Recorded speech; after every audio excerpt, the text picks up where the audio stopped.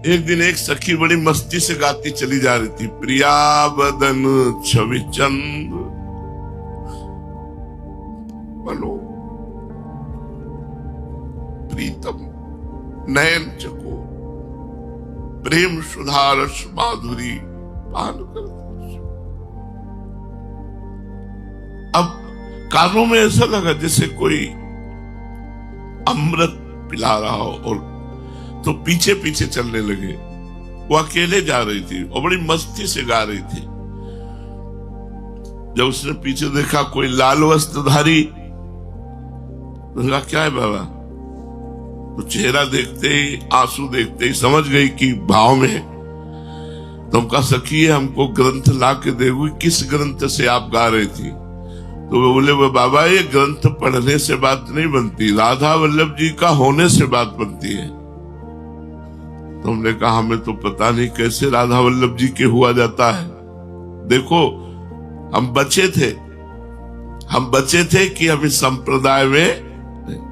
तो उसने कहा मंदिर में राधा वल्लभ जी के जाओ, और किसी को जानते हो? तो पूज्य श्री मोहित महाराज जी हमको रोज दोनी देते थे और चरणों में तुलसी दल चढ़ा। हम कहा बोले बस उन्हीं से जाके कह दो मुझे राधा वल्लभ जी का बना दो। पूरी परिक्रमा ऐसे जैसे हवा चली हो, भागते हुए परिक्रमा देते हुए गए, और परिक्रमा पूरी करके दौड़ते हुए मंदिर गए।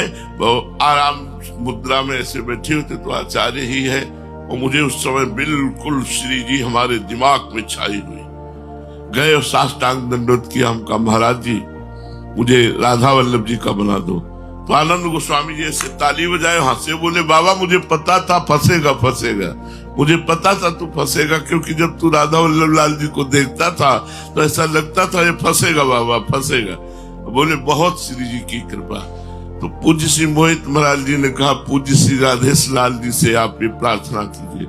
हम कहा नहीं, हमें आदेश हुआ है आपके लिए, आप हमें श्री जी का बना दीजिए। तो जय जय श्री राधेश लाल जी भी विराजमान थे।